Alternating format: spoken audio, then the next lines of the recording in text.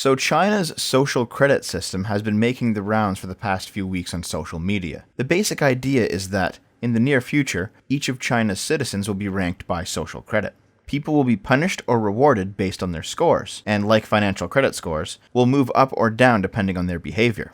Examples of bad behavior that would lower a person's score given by the Chinese government includes bad driving, smoking in non-smoking zones, buying too many video games, and posting fake news online. Here's an incomplete list of things that can happen to you if you happen to have a low enough credit score. You can be banned from flying or traveling by train. Your internet speeds can be throttled. You, or your kids, can be banned from attending the best schools, working the best jobs, or staying at the best hotels. You will have your pets removed from you. And the government will also have the option of publicly shaming you. A prototype list already exists that the government is running tests with. And most recently, Beijing has decided to go forward with full-scale implementation on all of the city's 22 million inhabitants by 2020. Those with better so-called social credit will get green channel benefits, while those who violate laws will find life more difficult. The Beijing project will improve blacklist systems so that those deemed untrustworthy will be unable to move even a single step, according to the government's plan.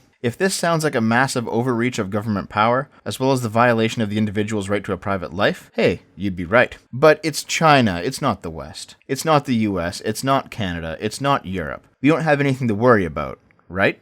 Laura Loomer was just drummed off the internet, like Gavin McInnes and the Proud Boys, like Alex Jones, like the Daily Stormer before her. And Laura Loomer's actually pretty innocuous compared to those other examples. She's an airheaded loon that's too attached to her tires, but she's harmless. However, she's also a high-profile conservative, and with the radicals already purged away, people like her are the next to go. Under a totalitarian form of government, like a fascist or communist state, nearly everything is run top-down. The government creates a plan encompassing the whole of society, and then attempts to implement that plan. However, in free societies, things are much more likely to be run bottom-up. Individuals each build small sections of society piecemeal, according to their own inclinations, ability, and resources. This is the fundamental difference between a controlled economy and the free market, but it applies to more than economics. Communist China has no problem with a top-down solution like a social credit score. And it's pretty clear with the naming and shaming tactics that we see from the progressive left nowadays that the Chinese solution is basically their wet dream. But the citizens of free countries generally don't like the idea of the government becoming the arbiter of not only the law, but of cultural morality. And the more that a free country inches towards becoming that arbiter of cultural morality, like, say, the UK with its hate speech laws, the less free and more centrally planned that country becomes. In the absence of a unified, government-enforced social credit system in the West, the progressives within private businesses have taken it upon themselves to piecemeal construct such a system, a top-down solution implemented in a bottom-up manner. With YouTube banning problematic streams mid-broadcast, Twitter considering removing likes and follower counts, Facebook blaming human nature for its need to censor, PayPal banning people without warning or reason, and Google believing free speech is disastrous for society, I don't know about you, but I can only see one conclusion. Big tech is angry that the government won't police people's thoughts, so they're going to try and do it themselves. And the most bewildering part of it all is, if these neo-Marxists would just put down their little red book, they'd realize that capitalism already has a social credit score built right in.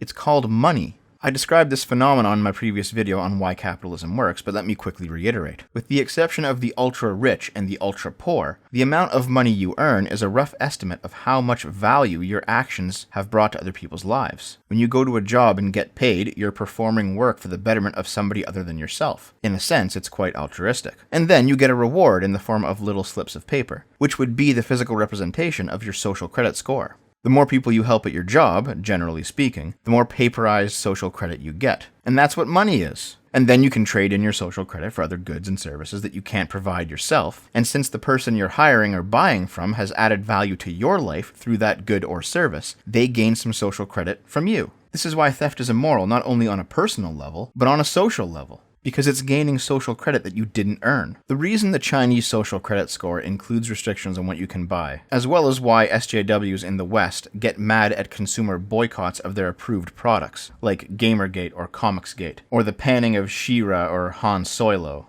It's because they know money already functions as a social credit score. But because it's a bottom-up solution, they can't control it. To them, capitalism needs to be destroyed, not because it's oppressive, despite what they say, but because it does not allow them to become the oppressors.